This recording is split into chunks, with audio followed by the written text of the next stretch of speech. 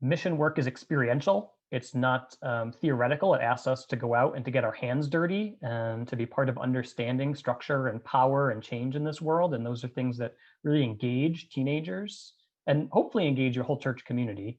Uh, it's relational. And we know that young people are seeking relationships. They're seeking adult mentors. They're seeking community with peers and with friends.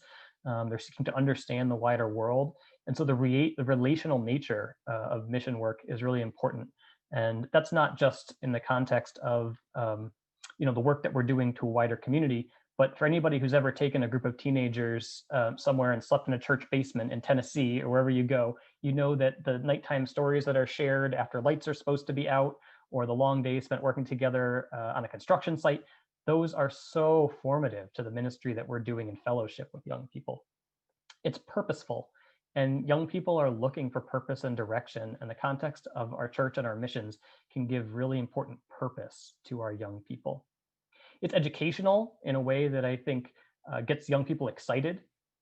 And that's really important because education is not always something that gets young people excited. Anybody who's ever tried to run a church school program for middle schoolers knows that it's not always exciting to do educational work with youth.